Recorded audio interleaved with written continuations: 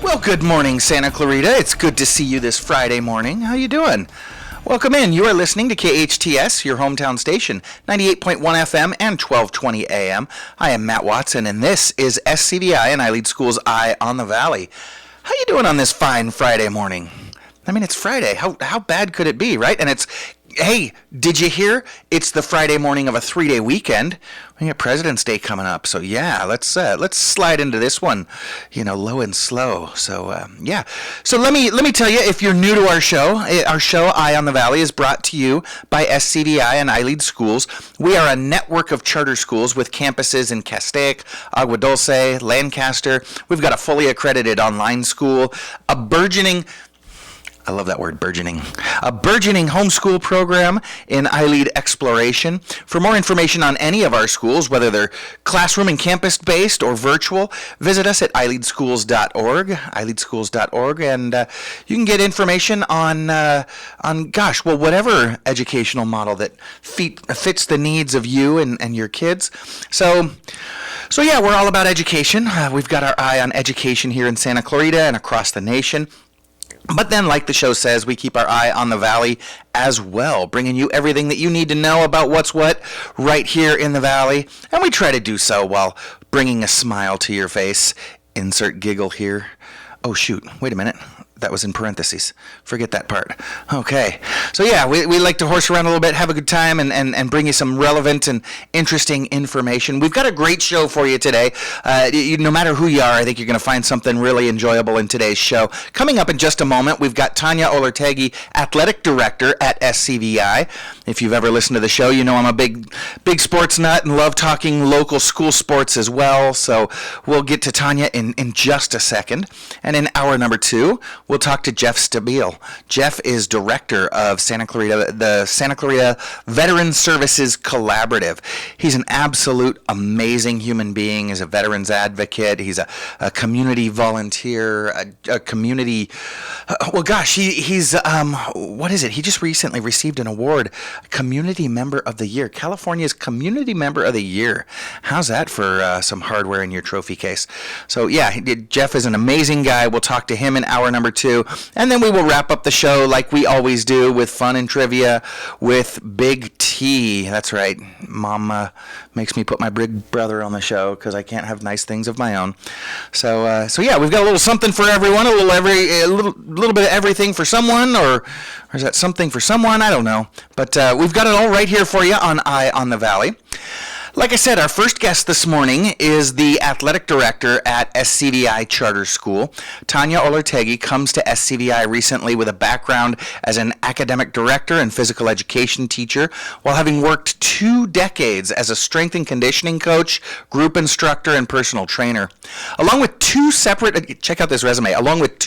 associate's degrees, Tanya holds a Bachelor of Science in Kinesiology and Exercise Science and a master's degree in Educational Leadership and Administration, both from Cal Lutheran, as well as a second master's degree in exercise science from Liberty University. Liberty's got a great basketball team this year. Tanya looks forward to improving the athletic opportunities for the entire SCVI family. Her immediate goals are to create more opportunities for our learners to participate in sports and recreational fitness by creating a welcoming and purpose-driven environment that encourages healthy lifestyle changes. And in addition, she hopes to garner greater parent involvement and greater student participation in sports and physical fitness at SCVI. Tanya, welcome to Eye on the Valley. Hi, thank you. Tanya, I just kind of read a little bit of your resume, and I was kind of fawning all over you before the show started. Tell us a little bit about yourself. How did you come to SCVI? I mean, how did we get so blessed to land an athletic director like you? Well, I feel like the opposite. I feel like I'm blessed to be at SCVI because it really is like the dream job that I was hoping for. I was trying to get away from the traditional school setting and found SCVI, and they were looking for a physical education teacher, and I said, perfect, let me go down and see what this is about. And when I came down for the interview and they explained the job to me, I was like, okay, I'm in. This is it. This is what I've been looking for. Fantastic. Gosh, what a match made in heaven, as they say. Exactly. So you mentioned you have worked at other schools. Yes. And you've been with SCVI now, what is it, 6-7 months? Yes.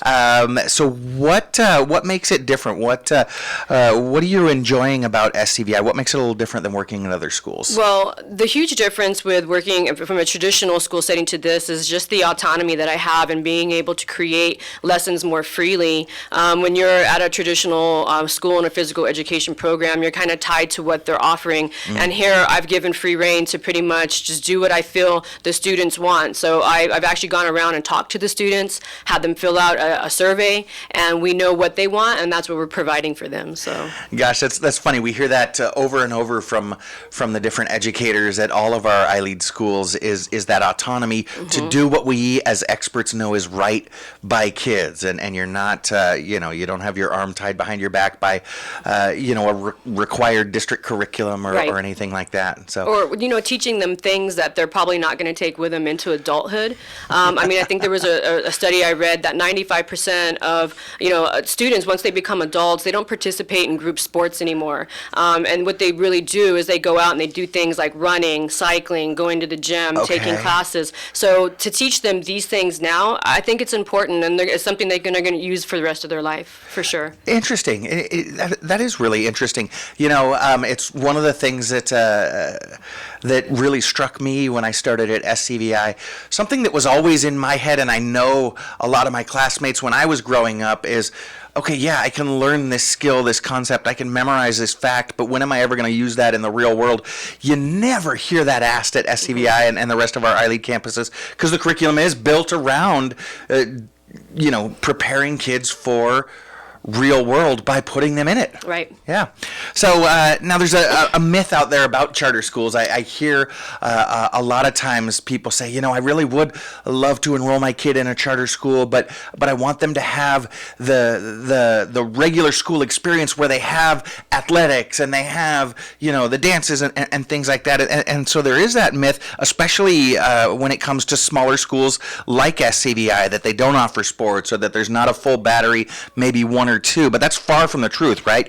Absolutely far from the truth. We have sports all the way from kindergarten all the way through the high school. Wow. We're just ending our our winter and getting into the spring. Through the kindergarten all the way through 8th grade, we have sports such as flag football, volleyball, soccer, basketball. We have the Pee Wee sports that did so wonderful this year. I think we had 31 students involved in the Pee Wee soccer program. Wow. But yeah, it was amazing this year. And so then in the high school as well, we're just getting ready to start our spring sports. We got some swimming coming up, track and field. We didn't have enough for the boys volleyball, but we had some interest. And a lot of the students, they were themselves unaware that there was these sports being offered. So when I came around, and I got a lot of feedback from the students. They were very interested. So I know that when I come back again, we're going to be creating more and more participation in those sports. But it's absolutely not true. We do have sports, and it is a very vigorous sports program. Wow, and you mentioned from kindergarten through high school. Yes. So what are some of the sports at different levels? Let's start with the little guys. What are the kindergartners, first graders, the young elementary school kids doing? They just finished their soccer, as I said, and they're getting ready to start basketball, so Pee Wee basketball. Okay. And then we got elementary, so we just did elementary basketball and soccer, and we're getting ready to do those same things in middle school. So it's kind of switching around. Similar sports in middle school? Right, okay. Similar sports and switching around, and same thing with volleyball in the elementary as well. We just finished the middle school volleyball, so. Okay, very cool. I love watching Pee Wee soccer. It's just like a flock of birds to the ball. It's so cute. But it's funny, the same age kids playing basketball, they seem to be a lot more disciplined. Maybe that hoop being up so high kind of keeps them in check. Well, the hoop will be a little bit lower, but but definitely we'll be teaching them. It's a learning league. The league is called the Santa Clarita Athletic Independent League, and that it's just a learning league really. So it teaches them the rules of the game, how to actually participate, be on team sports and so on and so forth. And it teaches them the discipline of being an athlete. So by the time they get to high school, they've got it down. So let me walk this back a little bit. You mentioned the league that you're in. Right.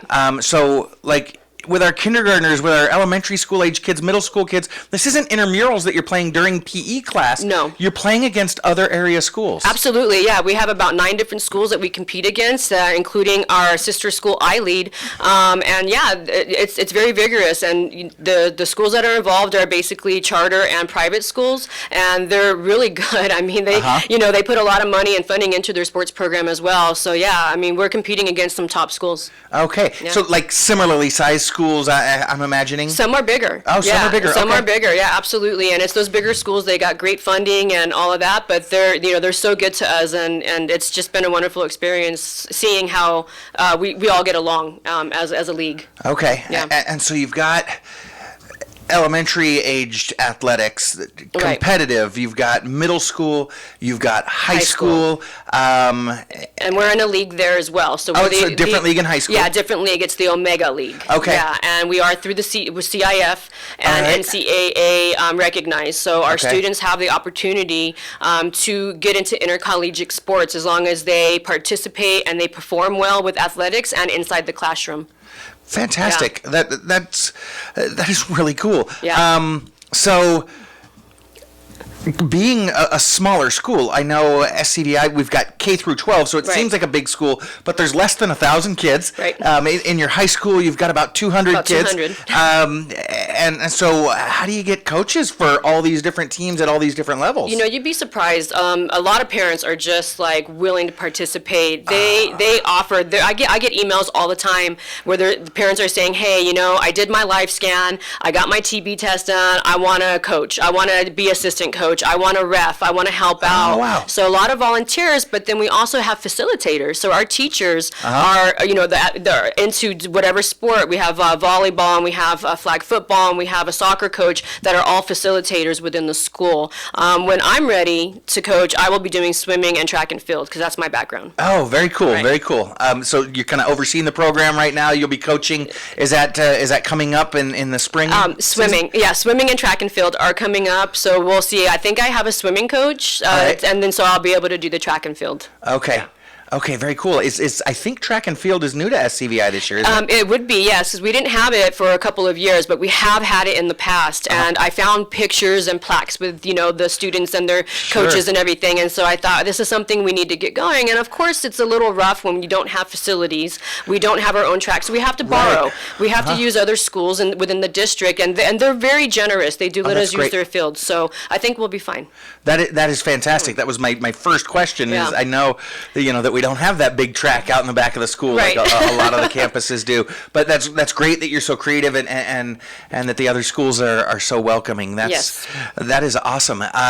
So we talked about the autonomy for the educators, right? Right. And it's similar for our kids when it comes to sports. You mentioned that some kids were interested in volleyball, but we didn't have enough to Right. put together a team. I remember years ago there were some guys that came to me and said, "Hey, we want a baseball team," and I said, "All right, I need 9. Let's bring me 9 guys." They brought me 8. And I said, we can't do it this year. Yeah. The following year, they came back with 15 guys. We had a team. First year out, they went to the playoffs, and Oh, great. and it was really cool. And so it's the sports offerings that you're able to give to your kids really do depend on the kids, what they're interested in and what they want. It's not that, hey, we want a rugby team and all of us want to play rugby. Sorry, we don't do that here. It's if you've got a team, let's do it. Yeah, if there's, and again, if you don't have enough to develop teams within the league, let's say we need 4 teams, Oh, but I there's see. only 3, you can scrimmage, and that's fine. All right. So you still have a team, and the students still get to participate, even though it's not like in competition. They're still getting out there, and they're getting the experience in the team sport and learning the skills of the sport and being able to participate in the activity that they want. So either way, they're going to get that chance. All right. Now, I've mentioned to you several times now, I'm a big sports guy, and my dad was always my coach, and he's a huge sports guy.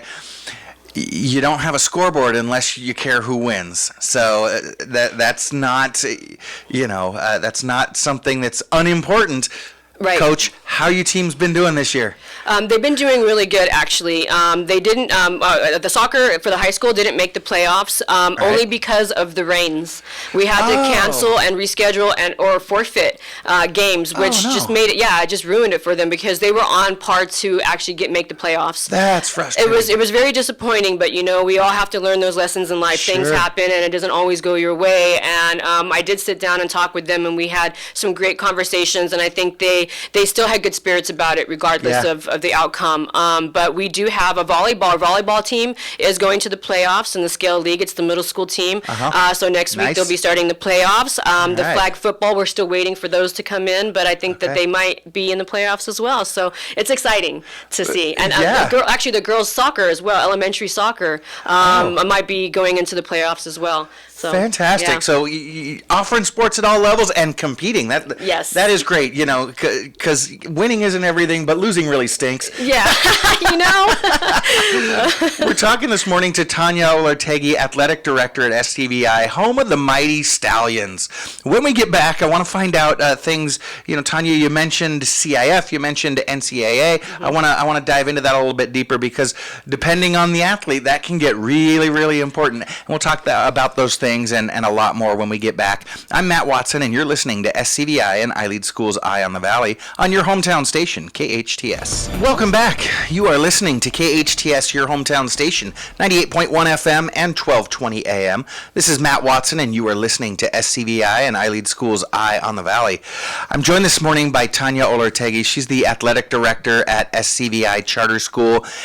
For those of you who are unfamiliar with the charter school world, charter schools are free public schools. SCVI is a tuition-free public charter school, and it's got kind of that boutique feel of a private school. Free of charge. We get our state funding the same way that every other public school does, right here at the center of Santa Clarita. So check us out at iLeadSantaClarita.org. But let's talk a little bit more about the amazing athletics program at SCVI. So Tanya, athletics are different at a charter school, and just by sheer size. And I know folks are pretty savvy. You get into high school sports, and who doesn't love going to the Friday night football game or the basketball game and hooting and hollering and screaming down the refs and things like that.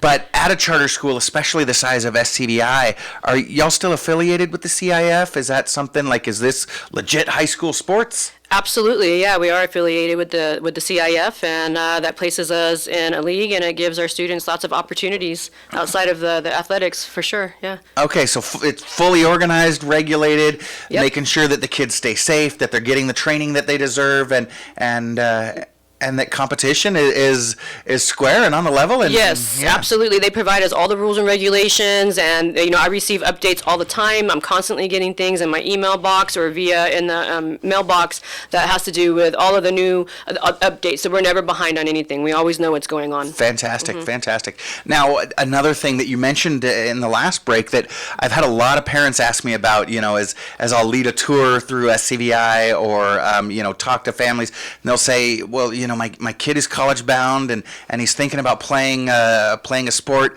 at a D1 school or a D2, D3 school. And so they'll ask me, is SCVI NCAA certified?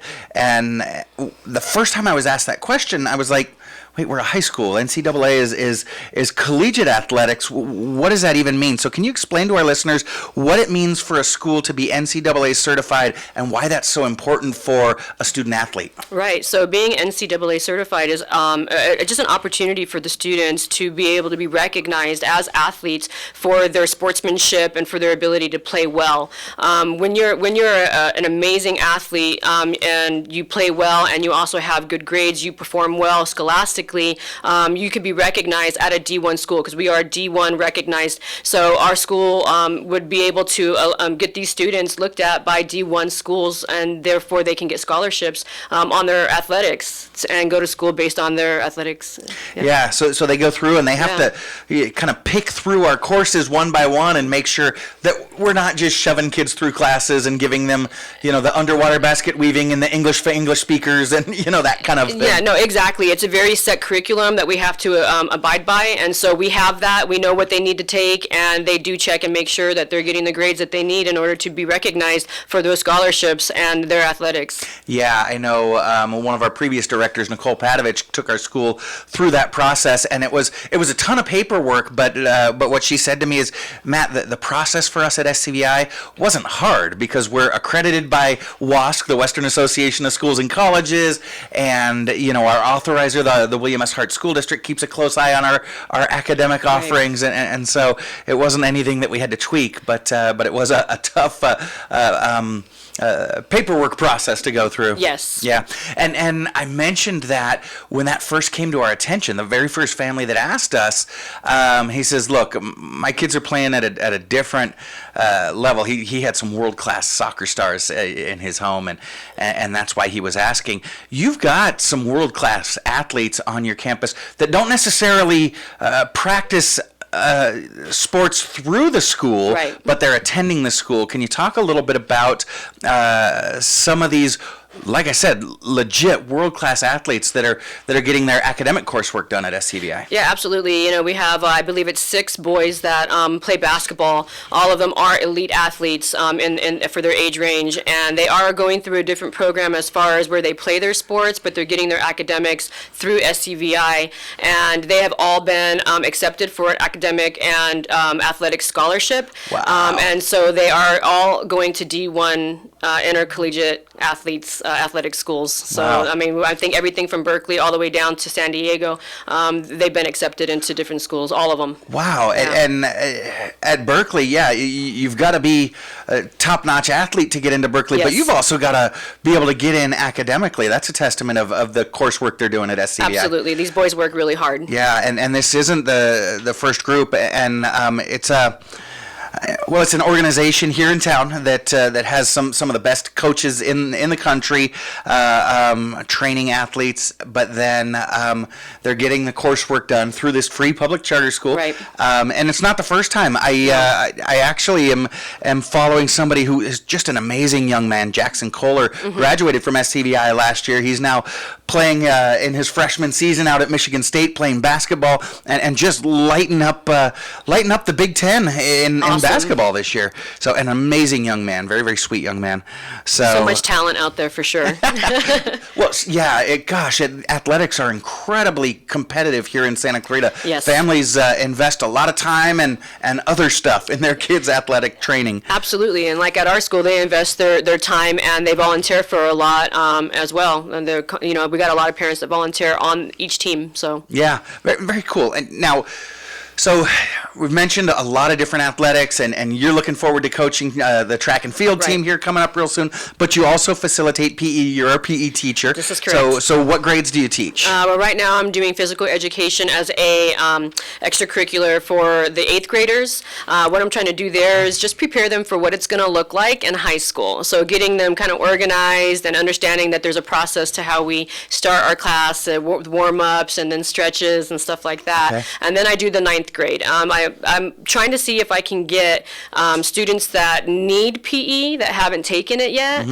So hopefully next semester we'll be able to get some of the students that are maybe 10th, 11th, 12th grade, all right. but need to get their physical education PE credit. credits, yeah. And then go ahead and do that. So yeah, it's been a lot of fun so far. I've been able to get in, and right now we're doing a fitness unit, which is going to prepare us for our state standards coming up in April. Yeah, Yeah, because that's, even though we're a charter school, we've got that autonomy. We Yes. still have to meet all the same standards, Yes. academic and physical, that any school needs to. Yeah. Right, so I've you're getting ready? I've ordered a bunch of stuff, and we're going to be working on just all different types of fitness training. We're talking from using bands and different weights to calisthenics and so on. I mean, we're just going to do a lot of different things: yoga, Pilates. But I want them to build their core strength. We have the 5 components of fitness. Okay. So we go through our cardiovascular endurance. We have muscular endurance, muscular strength, flexibility, and your body composition. The students have already learned this. This is what we're going through, and they're going to be creating their own fitness routines by the end of the unit. And so they're creating their SMART goals as we speak. We got a whole packet for them so that they can journal and everything, so that they can just get used to doing these types of things. And then by the time the fitness standards come, I guarantee you we're going to have a good success rate, because they're going to build that up. Nice. So as the kids are heading into their PE class, if they think they're taking a break from the rigorous academics, they are not. No, they are not. That is fantastic. So I mentioned you've got 20 years experience working with adults in various forms of exercise science, but what do you enjoy about working with youth and athletics? Well, I feel like right now, at this age, they are just beginning to learn about themselves, about the things that they're interested in. And what I find the most, I guess, fulfilling is getting a student that thought that they wouldn't like fitness or thought that they didn't do well in fitness, and to see them start learning how to do things and do it well, and you see them change. That's kind of what happened to me when I was in high school, and when I see that in a student and I recognize it and I try to help them shape it, it's the most fulfilling thing. But I love working with young athletes because they're so open to everything that you're teaching them. I mean, they want to learn, and I think that they're not shut off, and they have good questions, and they work hard, and I really appreciate working with student athletes. And then the ones that are not athletes, I love teaching them new things that they never thought that they could do themselves, and then they start doing it, and they even surprise themselves. That is so true, and it's funny. Folks in my generation like to talk about, oh, kids these days are this or that. If you pique their interest, if you can engage them, they just open wide up and have such a thirst for knowledge and understanding. This is true. Whether it's PE, fitness, or chemistry, or theater arts, or any of the things that we offer at SCVI. That is fantastic. So, for a guy like me, it seems obvious, but let me ask the question, because there's more than just a couple of the obvious benefits of participating in athletics. What are some of the benefits of participating in athletics, specifically at a smaller school? I think what I've noticed is that, like in a larger school, they have tryouts. So you have like a bunch of students trying to try out for a team, and some don't get in because there's so many. They can only pick a few, and then the ones that don't test high enough, they get shot away, and later on they go, well, maybe I won't try out again, so they give up. At this school, I think one of the benefits is that everyone gets a chance, and so when you have smaller groups and they come to you and they want to participate, we let them, and it's a great learning experience for them because they get to learn all those great things that working in a group does, building up those relationships, communication, community, all of that. And so I think that working with smaller groups, it has its benefits. I mean, there's some downfalls, but definitely the benefits, because everybody gets a chance. Yeah, and it's funny. It opens kids up who otherwise on a larger campus might be reticent to go out for a team, because of nerves or whatever. We've seen kids try out for sports that they've never played before. Yes. And I've been surprised. The students that have been coming to me and they want to participate, and I ask them, have you participated in any sports before? No. I just think I would be good at this, and I'm like, that's awesome. Let's try. Yeah, which is just beautiful, and sometimes they are, and sometimes they're not, and that's cool because you're developing new aptitudes, and your body's learning to do different things. Right. You never know if you never try. Yeah. So Tanya, I hear you've got a fundraiser coming up. Can you tell us about the fun run? You've got a fun run going on? Yes, the fun run, and and actually it's next Friday on my fun day run day with my PE class, so they're going to be helping out with the activity, but we're going to have different booths set up so the students will be able to go around and participate in fun activities. I'm going to do a nice little relay because it is a run day. Let's make sure that we're running, right? It's a fun run. Friday fun day run day. Yeah, exactly, and it's a fun run, so we're going to do some running activities, but we're going to make it really fun and silly at the same time, so that way they just enjoy themselves and have a great time. But the money that we're raising with this fun run goes towards the athletics programs. Great. In addition to that, it's also going to go towards the outdoor activities that we have for the students. So we're talking from TK all the way through high school. So we're talking physical education, recess, just providing resources the students have, and invigorating activities to do that are going to just build them up and, keep them active in a good and functional way. That is so important, and you're right. Anybody who's got a kid who's involved in sports knows that it's expensive. Athletics is not cheap. No. But regardless of what a student's financial abilities are, you don't hold anybody out from participating, do you? Absolutely not. No, we don't. And we even have worked with families that say, hey, I can pay, but I just can't pay it all right now. And we say, well, that's right. We can set you up on payments. So we work with families, absolutely, even if we have to cut it in half or not charge them at all. I think we've even had staff step up and help pay for students. That is just another part of the beautiful kind of family feeling that you have at a small school like SCVI. That is fantastic. So your fun run sounds like a lot of fun. Is this just students participating? Can the public get involved? Who can participate? Yeah, we're absolutely encouraging families to come out and get involved because it really is for everyone. We want everyone to see what's going on at the school and how we operate things, and to just really take away that maybe that stigma of what a charter school really is, and show them that we are really like any other school.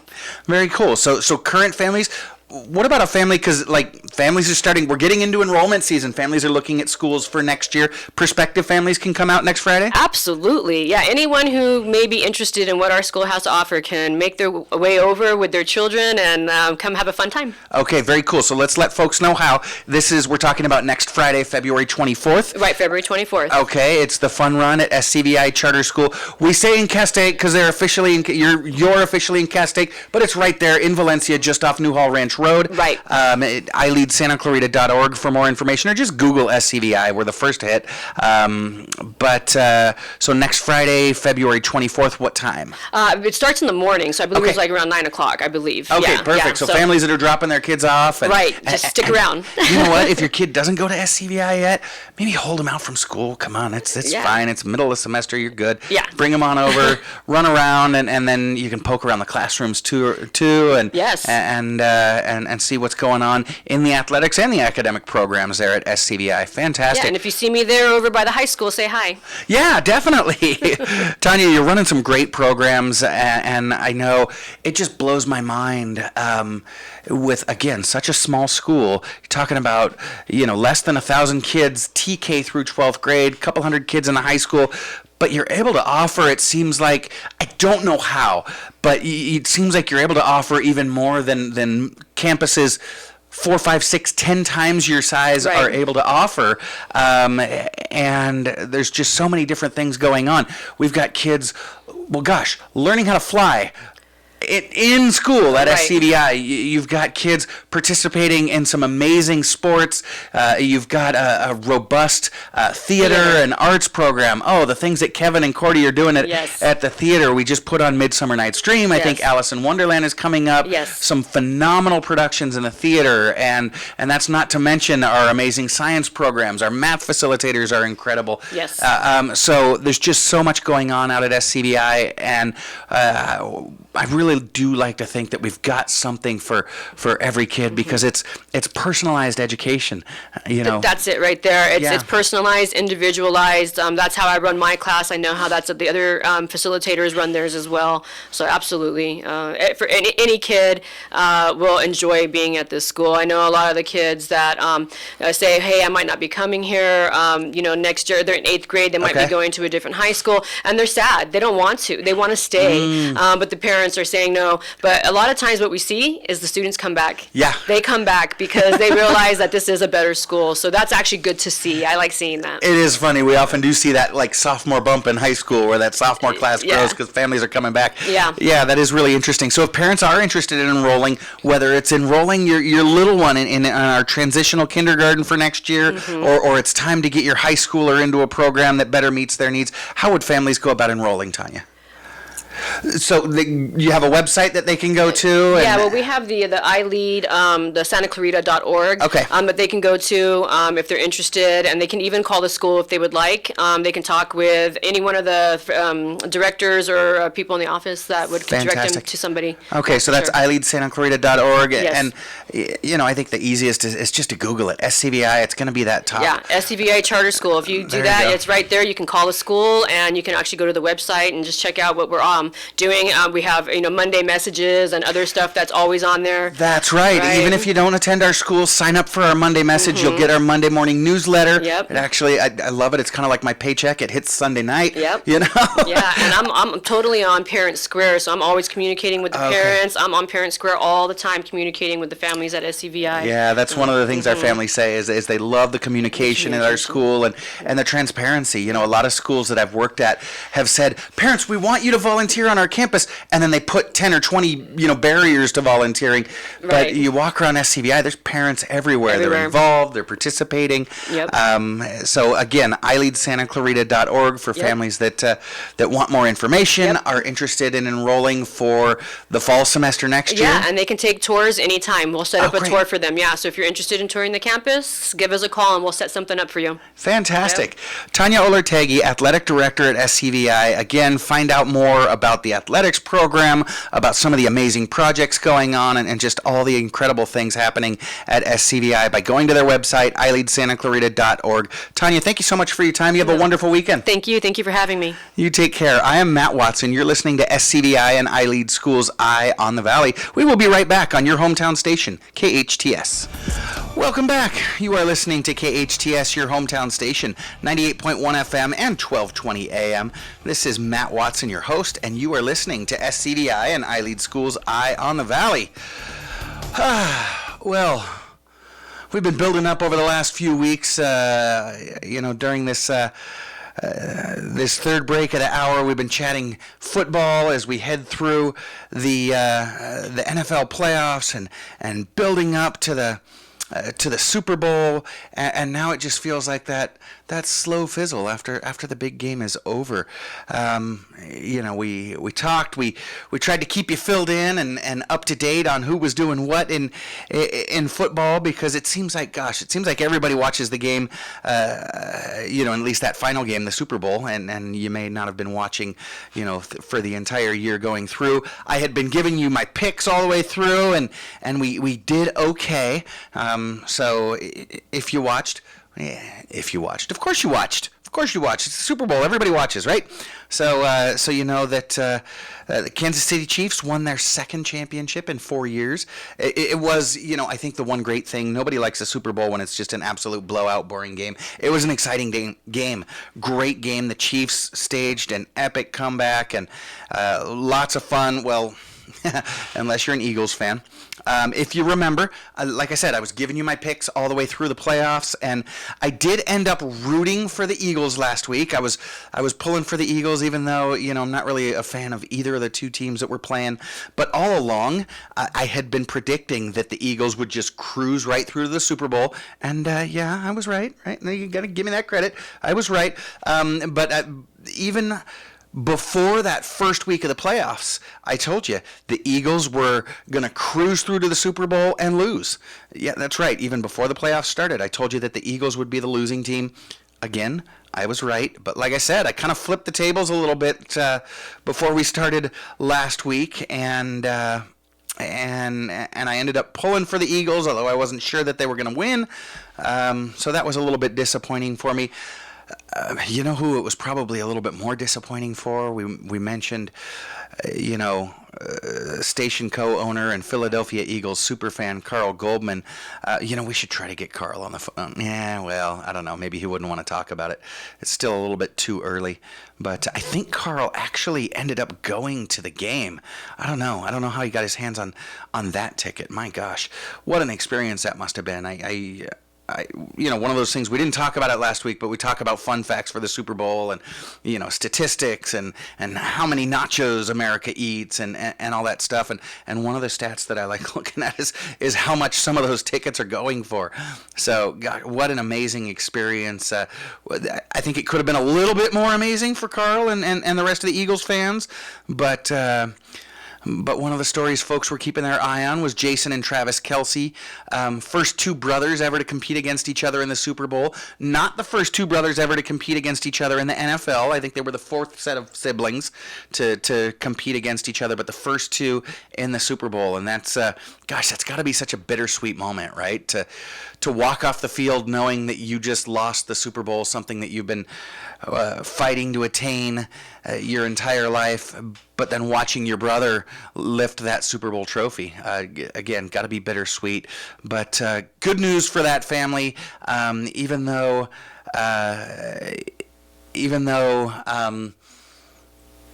who was it? Travis Kelce for the Eagles ended up losing. He's got a trophy of his own. He's got a Super Bowl ring already. He won a couple years back when the Eagles took that championship.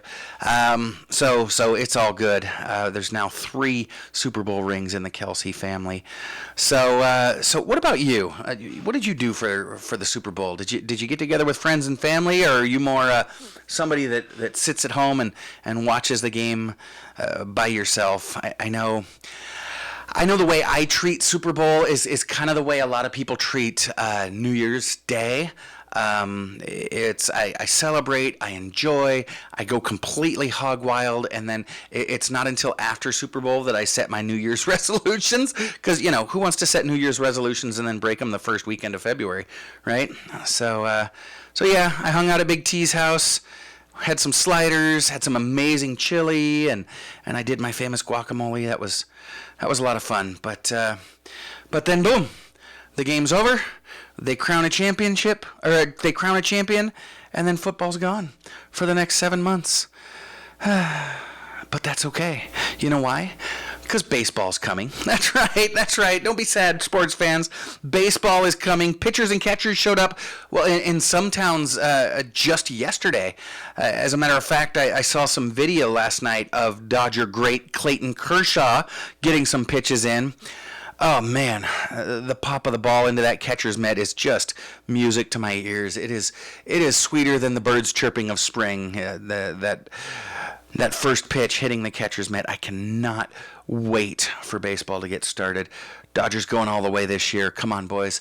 We got to get this done. It's always a bridesmaid, never a bride, it seems, for the Dodgers. They keep winning the league and moving deep into the playoffs, and then not winning that I know they got the championship in 2020. That did feel a little bit different, though. So let's get it done this year, boys. And you know what else is back this spring? Yeah, that's right, baseball is back. But the Cowboys are back. It's so good to have the Cowboys back this spring. No, not the Dallas Cowboys. I'm talking about the City of Santa Clarita Cowboy Festival. That's right. It did disappear for 3 years, but the Cowboy Festival is back this year. So we're super excited about that. There's going to be 3 stages of cowboy, country, folk, and bluegrass music coming up here April 22nd and 23rd, right here on Main Street in Old Town Newhall. Just reading from their website, I love it. They've got a countdown ticker already going. 63 days, 22 hours, 4 minutes left for the Santa Clarita Cowboy Festival. And again, back after a 3-year hiatus. It seems like COVID squashed the Cowboy Festival, like it squashed a lot of things a few years ago, and then it did take some planning and some preparation, some long discussion to see if and when it would ever come back. But again, reading from their website, the Santa Clarita Cowboy Festival is Los Angeles County's premier Western music festival, surrounded by historic charm in the heart of Santa Clarita's Arts and Entertainment District on Main Street in Old Town Newhall. The Cowboy Festival offers a unique festival atmosphere with over 20 performances of live music, Western swing dance, vintage vendors, and Western festivities. And hey, it's just a great idea to put on your plaid Wrangler shirts and your jeans and boots and your hat and wander around downtown and just enjoy some amazing music and Western experiences, from the days of the gold rush to Western movies, Santa Clarita's historic sites. It's going to be a great event. So glad that it's back. We're going to go ahead and take a break. I am Matt Watson, and this is SCVI and iLEAD Schools Eye on the Valley on your hometown station, KHTS. Welcome back. You are listening to KHTS, your hometown station, 98.1 FM and 1220 on the AM side. This is Matt Watson, your host, and you are listening to SCVI and iLEAD School's Eye on the Valley. We are coming to you live from the center of Main Street here in beautiful downtown Newhall. I am joined now by Jeff Stabile. Jeff Stabile has been a leader in the community on LGBTQIA plus issues, mental health, and veteran services. A U.S. Air Force and Vietnam veteran, Jeff was instrumental in the formation of the Santa Clarita Veteran Services Collaborative, which is a leader in the area of serving veterans, providing services and linkages for veterans needing housing, mental health counseling, food, and benefits. Jeff is a member of the Santa Clarita Veteran Services Collaborative Board of Directors, presents talks to various groups about SCVSC services, conducts fundraisers since the organization is supported completely through donations, regularly searches out, trains, and coordinates volunteers, picks up food for the pantry twice a week, staffs resource tables at various events, publishes the newsletter, disseminates all news releases and PR articles, plans events with other community partners, and appears on local radio shows like Eye on the Valley, as well as television, to promote the Veterans Organization. He has additional volunteer experience with the Special Olympics, Red Cross, graffiti removal programs, and the Suicide Prevention, Postvention, and Wellness Committee in LA County. So if you think you're busy, come hang out with Jeff for a little bit. He'll show you how it's done. And ever the advocate to support all of those in need, Jeff and his wife even started the Santa Clarita Valley PFLAG organization. And now Jeff, he brought in his hardware this morning.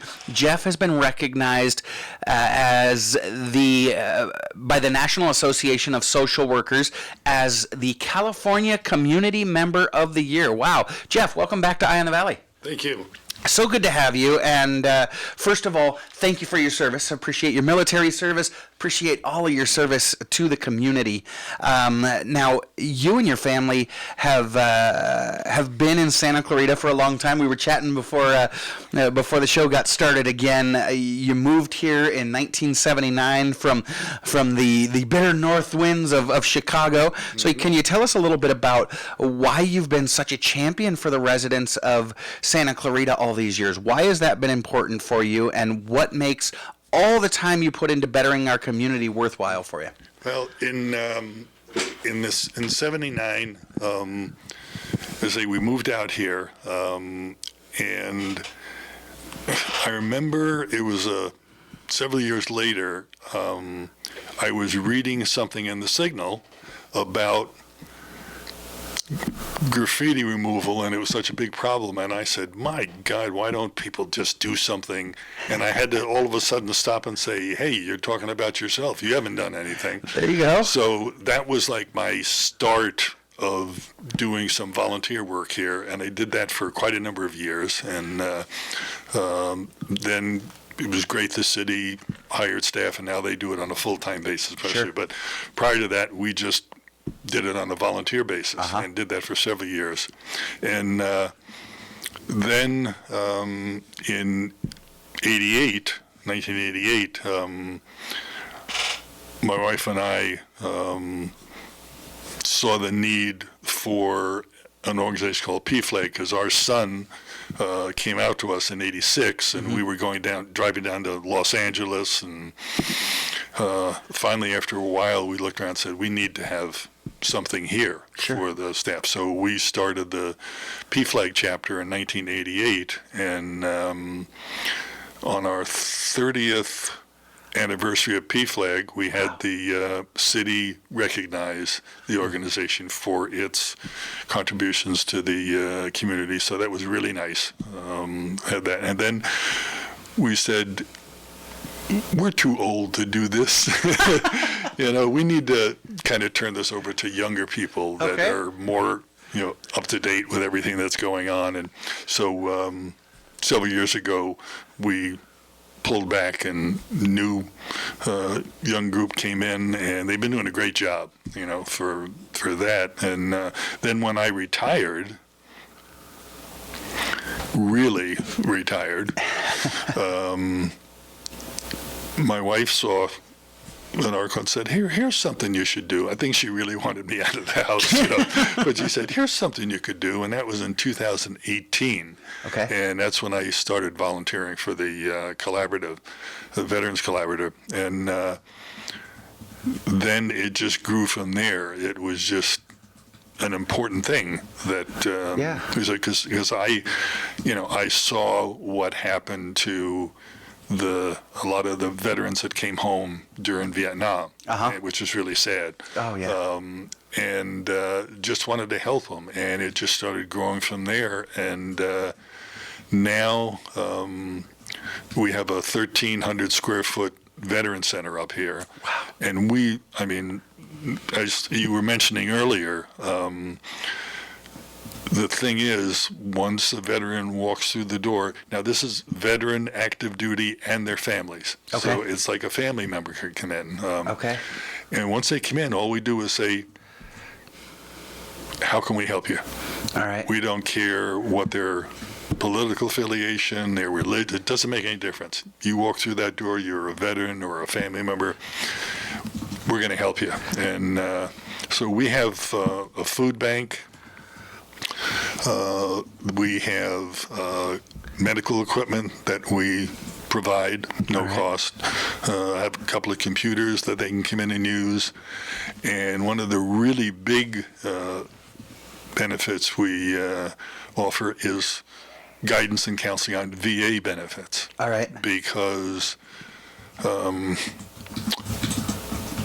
the county has what they call veteran service officers, and they're the only people that can submit a claim. Okay. Because once you go into the computer and submit a claim, you're looking at somebody's social security number and all their records. Oh, so yeah. And I understand that completely. Yeah. But there are 19 VSOs for the entire county of LA. Okay. And take away vacations and leave and sick time, et cetera, maybe you have 14, 15 boots on the ground at any one time for the entire population, veteran population of the entire county of LA. So what we do is we have benefit specialists that come in. They can't submit the claim, but they can help provide all the paperwork, go over the paperwork, help fill out the paperwork, so when they get to go see that VSO, everything's done. And some of them don't realize what benefits they have. I was talking with people last night that are using it for their kids' college education, because state of California, you want to go to a community college? Tuition's free. Yeah. And you can even go beyond that into 4-year, depending on your compensation rating that you have from the VA. So we have survivors packet for spouses that have lost a loved one, and they're doing a lot, and now they have to go through the VA and figure out what's going on. Well, we have kind of counselors and specialists that will help guide them through that. And for example, we have Tuesdays and Thursdays are when they come into the facility, and they're volunteers, except one group is a county group called VPAN, which is Veteran Peer Access Network, and those are veterans that are hired by the county to help veterans, and they come in. And like last Thursday, we just keep checking, we had 21 people come through just to talk about benefits. And 1,300 square feet with all the other services that we have, it's a lot of people coming through. So we're going to be busting at the seams in the next 12 months. We're going to have to find another facility. We just can't handle the crowds that are coming in and the increase that we're having, which is a good thing. Yeah. Good thing there. Sure. But it's just, as you mentioned earlier, we work strictly on donations. We have no funding. We are not associated with any government organization or the VA, but we just try and be that bridge to what a veteran needs to get them prepared to go down to the VA and be ready to submit their claims right away. Okay. And then if they want to, if they get a denial, we can walk them through, okay, here's your appeal process and go through that. So we're just getting busier and busier. It's great that folks are aware of the services that you offer and are reaching out and getting them, but then you all need support from the community to make sure that you're able to minister to those folks' needs. We're talking this morning to Jeff Stabile from the Santa Clarita Veteran Services Collaborative, who has also recently been named California's Community Member of the Year. What an honor. Let me throw this scenario at you. You're providing some amazing services to veterans and veterans' families. Especially for folks who may be struggling. You provide food. You mentioned you've got computers for them to use, and all different ways that you can take care of.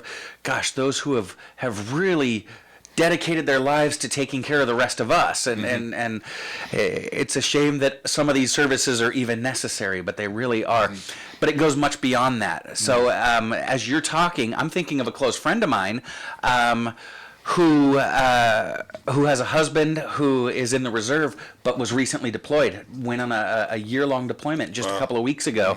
And so financially they're doing fine. They've got their home, and she's got a great career, and you know, he's doing great, but with her kids off in college, enjoying some VA benefits as well, and him now gone, she finds herself by herself. What kind of services, if she were to walk in and just say, this is tough to bear, what can the organization do for me and my family that's now away? Yeah, we have like about 60 companies that have volunteered their services to be part of the collaborative, because it doesn't cost anything to be part of it, but you have to give something significant to the veteran. A company can't come in and say, I'll give them a 10% discount. You and I can walk into most stores and negotiate a 10% discount. Sure, let's make it. So we've got lawyers. We got a lawyer who do free wills and trusts. We've got realtors that give half their commission back to the veteran, that's a substantial sum when you're looking at the house. Well, Phil Nordella's coming in after our show. We'll talk to him about what that would be. And, that's significant. And so if they're looking for some support, other families that are in the neighborhood, we work with Blue Star Mothers, which are organization of people that have individuals that are in the military right now, and we work with we can put them in touch with some of the other organizations, that also have services that they can help. If they have time and they want to do volunteer, they can help us out at the center. It doesn't have to be sitting there, but we have events, like we're setting up a program, about 4 or 5 programs for this year with Hello Auto Group. They called and said, what can we do? And all of a sudden we've got 4 big things that we're going to partner on. We partner with the VFW, the Curtis Wright Defense Solutions called last year and said, how can we help? And so we're going to have a veteran career fair. That's great. In conjunction with COC at their campus in the fall. And so we can always use people to help volunteer at those types of things. So this kind of gets some of the family members involved. And if some of the families that have a spouse that's deployed may have issues that come up with some of the kids because there's a parent gone, and it's tough. We have provided our materials to the school districts. So the counselors have resource books that they can provide. They can give us a call and say, hey, we think there's an issue because the spouse is deployed, et cetera. Okay, what can we do? We can go over there, we can put them in touch with maybe another family or any of the companies, and we help with through the suicide prevention, but we're in touch with a lot of mental health experts. Yeah. And so we can afford, because there are a number of services that can be provided at either no cost or very little cost. So we're pretty much a referral service. Okay. Resources. The only things we do directly, as you say, are the food bank, All right. and the computers and an ear. Come on in, sit down and talk, and just tell us what you're going through, and we'll have somebody or something that we can connect you with that will help you get through that. Or, as I say, just come in, have a cup of coffee, a soda, cookies, whatever you want to have. Sure. It's good. And just sit and talk. Yeah. And we do that. And we have volunteers are ex-military, they're moms, they're other people that just want to help. So you don't have to be a veteran to come and volunteer. Yeah. That's not necessary. Just the fact that you want to help, we'll guide you through, what you need to do. How to best support Yeah, folks. That's right. That is absolutely beautiful, and I love how generous and caring our community is. Yeah. We do such a good job of taking care of each other, and so it's great to hear that you've got plenty of volunteer opportunities for anybody that wants to help out. Again, veterans and veterans' families who put so much on the line for each and every one of us. Jeff, how many veterans do we have here in the Santa Clarita area? Is it a large population? Several years ago, I kind of went through census data, and I took the 5 zip codes at the time that made up the city. Okay. And we had about 10,400 veterans within those 5 zip codes. Wow. If you take a look at the congressional district, and at the time that included Simi Valley, but if you include the congressional district, it was 34,000 up here. Now, not every one of those need assistance, because as you were saying, and I didn't use any VA benefits till 2018, and I got out in 1967. Wow. Okay. But there are others that do need them and help. So, and those are probably 3-year-old statistics that Right. I'm using. I haven't done anything lately. So we have well over 10,000 just within the city, and thousands more when you take the unincorporated areas in here. And then, but we get calls from Florida, we get calls from Georgia, we get calls from Arizona. Wow. That have a friend Okay. who's in need, and they said, can you help them out? And the friend was living in his car, and I said, can you contact this guy and have him come in? And within 2 hours, the guy shows up at the office. Wow. So we talk, and Mental Health LA America has an office, a military resource center right next to us. Oh, great. And at that time, it was before the pandemic, so I walked him right over there, and they did the intake and were able to connect him so he could get some housing. Okay. And we get calls from the senior center. Yeah. Oh, I bet. We get calls. One couple was up here from Florida because I think it was her father was getting to the point where he's not going to be able to be living on his own, needs some help. What can we do? And they saw this city gets calls, and they refer people over to us, because there is no other organization in this area that does everything that we do. I mean, we cover in our resource book, which are local resources in the Valley, we cover like 21 different categories. Wow. That we provide referrals or resources or, contacts. And we're the only one that does that. Now, there are a number of other organizations that do help and support, but they'll do specific things. Sure. Vietnam Veterans of America, VFW, Guardians. I mean, they all do really great work. Sure. But we cover such a wide gamut, and especially on the benefit side, that that's what we're kind of getting known for is, you want to figure out what your benefits are, what you're entitled to. And most veterans and families have to think they're entitled to those. Yeah. It's not something that, they're just going to give me something free. They're entitled to that because of the service they gave. Okay? So come take advantage of it. It's there for you to use. Yeah. And especially when there's a death. Yeah. I mean, that's so difficult to go through, and we've got a whole packet we can give you and say, hey, here's that, and we'll help you through it. You are that universal adapter for the veteran community, and just connecting them with every sort of resource that's available for them out there. I'm going to use that if that's okay. Absolutely, you take it. Jeff Stabile is the director of the Santa Clarita Veteran Services Collaborative and California Community Member of the Year, joining us this morning. I want to talk about that distinction when we come back, Jeff, as well as get a little bit more information on how veterans and their families can access the many services that you and your team provide. I'm Matt Watson. You're listening to SCVI and iLEAD Schools Eye on the Valley on your hometown station, KHTS.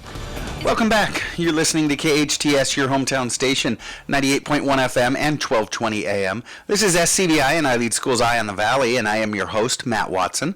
We're talking this morning with the director of the Santa Clarita Veteran Services Collaborative and California Community Member of the Year, Jeff Stabile. Jeff, let's talk about this honor from the National Association of Social Workers as California Community Member of the Year. It's kind of a big deal and so well deserved. I mentioned before you brought in a little hardware that that you were proud to share with me before we started, and rightfully so. It's such an incredible honor. Can you tell us a little bit about how you were nominated for this award? It was somebody that recognized the incredible work that you have quietly been doing over the last few decades, right? Yeah. Actually, I received an email from the local National Association of Social Worker chapter here in Santa Clarita that you've been selected, for an award. And this just came out of the blue. I had no idea.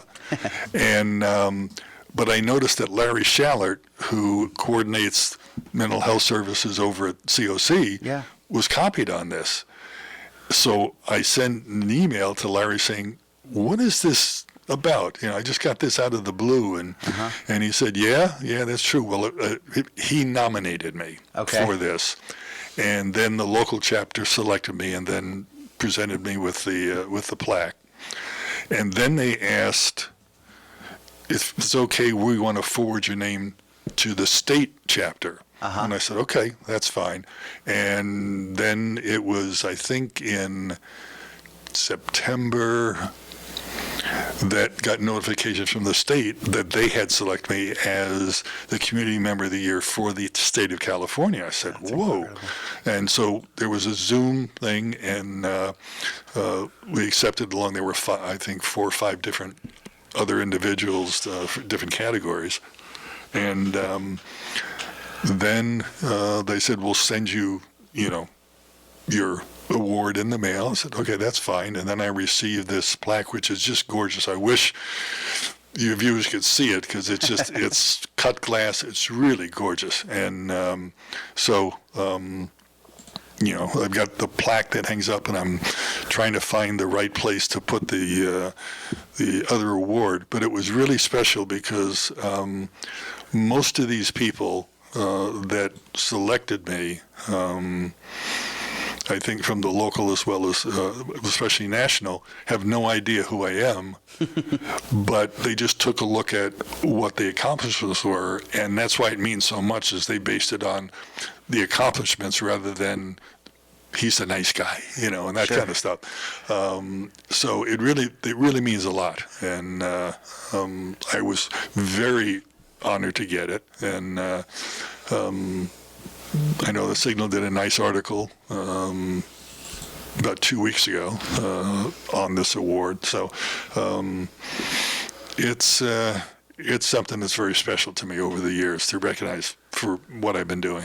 Right. It's a little bit different from them recognizing you, they're recognizing your work that Right. I know is so important to you, and Yeah. and you're very proud of what you do, and you should be proud of what you do, and the recognition, extremely well deserved. You're doing some amazing things for some amazing people that are in deep need. We were talking a little bit before the break about all the services that you provide for our local veterans at the Santa Clarita Veterans Services Collaborative. But if you had to choose, what are maybe some of the top 2 or 3 resources that you would recommend for a veteran or someone in a veteran's family coming in and just getting started? Well, the first thing is we have specialists twice a week that come in and help counsel on VA benefits, because these are very it's a huge website, and it's sometimes difficult to go through. And depending on the age of the veteran, the ability to use electronics changes a little, Sure. especially for the older ones. And so they need some help in filling out some of the forms and making sure they're filling out the right form. And that is probably the number one thing that we do, is the counseling and guidance on VA benefits. And that's getting to the point I mentioned earlier. Last Thursday, we had 21 people come through our 1,300 square foot office, looking for benefits. That's a lot of people to service, in a time. So we do that. The food bank is important. We have regulars that come in every week. Sometimes twice a week, to pick up food. And we have Ralph's gives us donations, Vaughn's through the VFW Auxiliary gives us donations, and then also Grocery Outlet, we pick up from them. So we bring in food 3 times a week, just filling canned goods, packaged goods, refrigerated goods, bakery items, breads, cakes, and we joke about our health food section, which is all the cakes and cookies. Oh yeah, there we go. All right. That seems to go faster than anything else, But, and then so we've got the food bank, and then the other thing is probably the volunteers, because they're there and all they want to do is help, and they just want to say, tell us what we can do for you, and tell us your issue. We'll get to it. And we could use a couple of more volunteers, because we're open Monday through Friday, from 9 in the morning till 4 in the afternoon, and we have 2 volunteers in the morning, 2 in the afternoon. And that's for reasons that if you have several veterans come in, you can have several volunteers helping them, and also from a safety standpoint, because good point. some of us are you're getting on in years, so we're going to have a medical issue. We want somebody else there that's going to help us out. But and also it builds like a camaraderie and everything. And so we got some great volunteers been with us for years. That several that were there volunteering before I got there. Oh, wow. So it was, they tend to stay, and the only reason they don't stay is they move out of town or move out of the state for some reason. And so those are probably the top 3 that come to my mind. All right. And the fact that your volunteers tend to stay unless they move away speaks to the satisfaction that folks get. And you said you're always looking for more volunteers, because the work is plentiful, and you don't get state funding, federal funding. This is all donation based. That's right. We have no funding whatsoever from anybody. It's donations. We apply for grants, whatever we can. The city's been great. They've provided us, we've been able to get a grant for the last 3 years from the city. In 2019, we got a LA COVID relief grant, which was good. We have the local pub and grill takes one of the months, and we're the charity of the month. And so all of the proceeds from a special menu item come to us. All right. And so I think we're talking June or July will be our month again. And this is like the 3rd year that they're going to do it. And then, as I say, the Hello Auto Group called and wanted to help us out. Curtis Wright called and said, like to help out. So, we will partner with anyone that would love to hold an event or do something with us. And, some of the schools do food drives. We got young kids that come in. We had a Canyon Aquatic swim team did a fundraiser for us, which we weren't even aware of. Oh, cool. And they walked in and handed us a check for $1,000. That is fantastic. And they had a special cap that they had made that they sold as part of the fundraiser. Right. And the Signal did an article on them. But this was something that we didn't know anything about, and they just showed up. And, that's really something. We had a Bridgeport Elementary, fourth graders brought in a wall hanging that they made for us, which is unbelievable. I mean, I was impressed with it, but these are fourth graders, and they came in to give it to us. And when they came in that day, we had a couple that was actually sitting down and writing out a donation check to us because we've been working and helping them over the years. So he accepted this wall hanging and these cards that they had made on behalf of the center.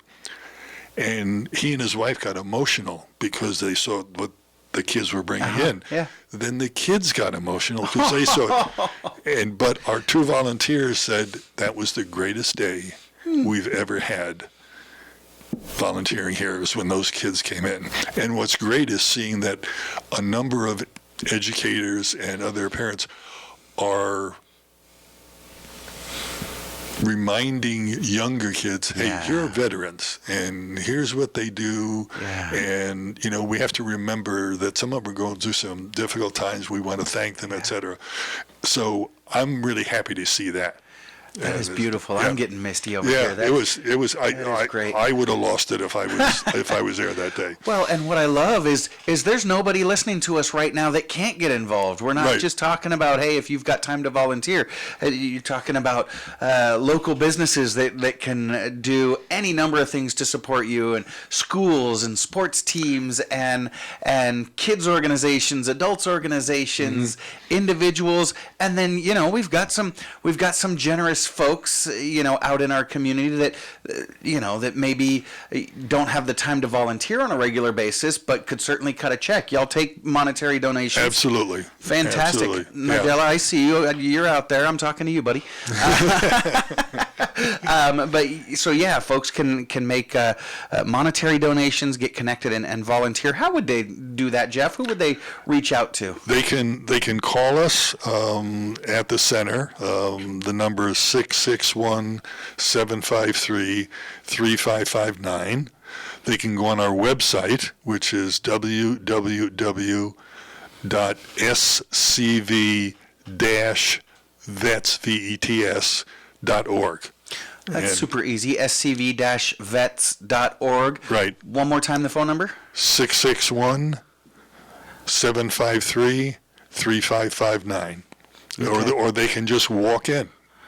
That door's open all the time. So come on in, and if you want to come in and hand us a check, we'll take it. Fantastic. And if folks are just out there Googling, it is Santa Clarita Veterans Services Collaborative, and they can look you up there. Boom, top hit. I just did it myself. scv-vets.org is the first hit that comes up. Santa Clarita Veterans Services Collaborative. Folks can donate their time. Folks Right. can donate money. Get whatever organization they're passionate about involved in working with your organization. Yeah, we'd love to partner with anybody. Wow, that is fantastic. And I understand also, and this one hits real close to my heart, Jeff, you've got coming up next weekend on February 26th at Lucky Luke's. There's going to be a charity car show from noon to 5. Yes. Okay, Can you tell us a little bit about that event? Yeah. Again, got a call from the organizer of the car show saying, hey, we do this for charities and we'd like to do it for your charity. And we said, sure, we'd love to do that. So we'll have a resource table up there, and just people come to the car show and, they're going to give a proportion of the proceeds that they get from the car show will come to us. Yeah, a decent portion. I'm reading 20% of the proceeds go to you guys. So that's great. So yeah, it is. You can go hang out, have a beer, look at some really cool cars. Are you going to be there? Can folks I'll be there meet you and shake your hand? Yeah, I'll be there probably starting around 2. We'll be there from the beginning, but I'll be there probably about from 2 till closing. Okay, so that's February 26th at Lucky Luke's. Right. Again, grab a beer, check out some cool cars, and help out the veterans that have just put everything out there to serve our country and our community and their families who have sacrificed so much as well. Going through the Santa Clarita Veterans Service Collaborative, y'all are supporting our veterans and our military members and families in so many very, very important ways.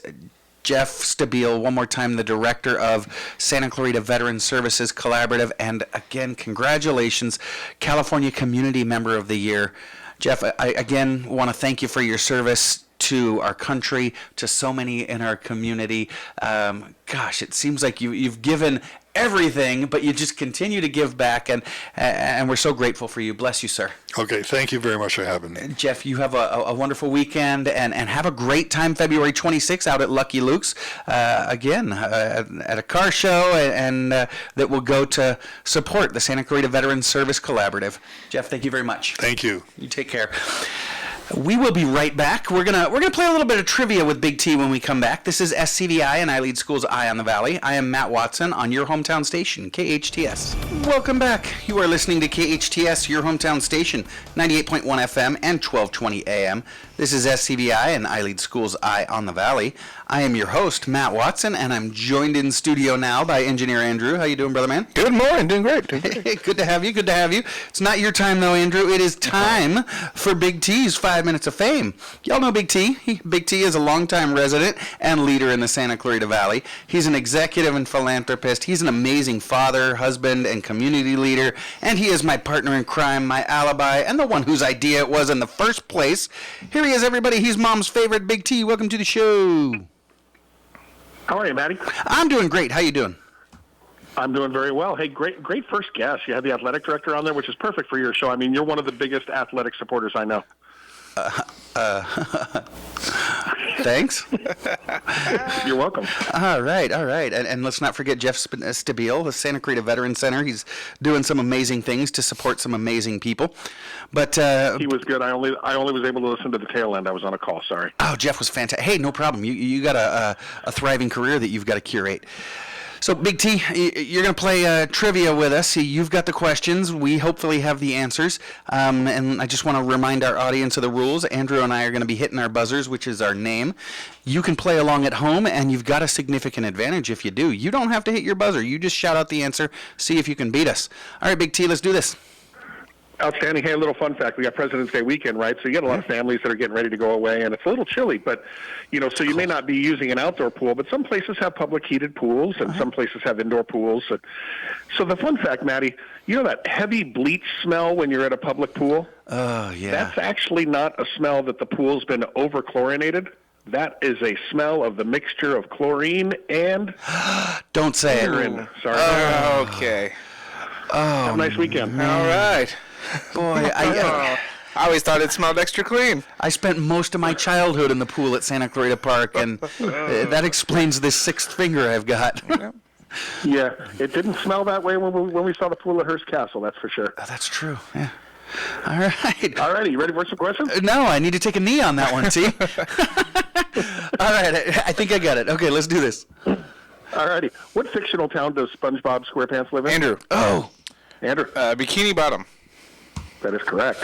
Hey. Who is the most followed person on Instagram? Frogger. Frogger. Elon Musk. Incorrect. It's actually an athlete. Ooh. Athlete. Jackie Robinson. Say Jackie Robinson. Nah, Floyd Mayweather. It makes sense when you hear it. Cristiano Ronaldo. Okay. Oh, yeah. Oh, yeah. Right. What early 1990s TV show featured a family member with Down syndrome? Early 1990s. Frogger. Frogger. Facts of life? Incorrect. You got anything, Andrew? No, nothing. Life goes on. Okay. I think Facts of Which Life had a Marvel Chris character has with super cerebral famous palsy. father-in-law? Say again. I was following up on that last one. Yeah, which Marvel Chris has a super famous father-in-law? Which Marvel? Chris. Andrew. Chris Evans. Andrew. Incorrect. Frogger. Chris I think there's Pratt. 3 of them, right? Yeah. Chris Pratt is correct. Yeah! Oh, come on. I'm brilliant. In Star Wars, who is the Jedi Master that trained Luke Skywalker? Frogger. Frogger. Yoda it was. Incorrect. What? The Jedi Master. Was it Qui-Gon? Incorrect. Obi-Wan Kenobi. Obi. Of Okay. course. Did he train? No, I guess. See if you train him and then Come he on. trains them. I don't know. I'm not familiar with the hierarchy of the thing. What is Batman's secret identity? Frogger. I got Frogger than Andrew. Bruce Wayne. Bruce Wayne is correct. How many books are there in the Bible? Frogger. Frogger. 66. 66 is correct. Darn right. You want me to name them all in order? Yep. There you go. I don't think we have time. I've had to do that. The Latin for kidnapper is the root of what word that means to steal the word of another and claim them as your own? Yeah. I don't even know what you're asking. Frogger, I'm going to go with plagiarism. Plagiarize, yes. Yeah, Oh, okay. All right. All right. In the medical field, the letters NP stand for what profession? Andrew. Andrew. Was it nurse practitioner? That is correct. Hey. Good, Paul. Wimbledon is the only Grand Slam tournament played on what surface? Frogger. Frogger. Grass. Grass is correct. I've got a question for you. Is that Wimbledon with a T? That's the new one. No. Oh, okay. Obi-Wan. Okay. What Italian was the only driver to win the Indianapolis 500, the Daytona 500, and the Formula Championship? Ooh. Nope. Frogger. Dale Earnhardt. Junior. Italian. Yes, Junior. He's Italian. Okay. Got nothing. Mario Andretti. Okay. 2 more quick ones, Big T. All right. In retail, what does the term POS stand for? Frogger. Point of sale. Point of sale is correct. Killing it. What's the second largest suspension bridge in the United States? Andrew. Brooklyn? Incorrect. Other coast. Frogger. Golden Gate. Golden Gate, unless that gives you the win over Andrew. Oh, Okay. See, I didn't think it was. I thought that was the first. That's why. I smoked him, man. I Come smoked on. him. All right, Big T, we do have to wrap it up. Thanks so much for swinging by. We appreciate it. We also would like to thank our guests, SCVI Charter Schools Athletic Director Tanya Olertegi, Director of Santa Clarita Veterans Service Collaborative and California Community Member of the Year, Jeff Stabile, Producer Sarah, Engineer Precious, Engineer Andrew, Big T, and thank you for listening. Remember, life is hard, but we're all here to help each other along. Be well and do good. Have a great weekend, everybody. Join us again next week and every Friday, 8 to 10 a.m. I am Matt Watson, and this is SCVI and iLEAD Schools Eye on the Valley on your hometown station, KHTS.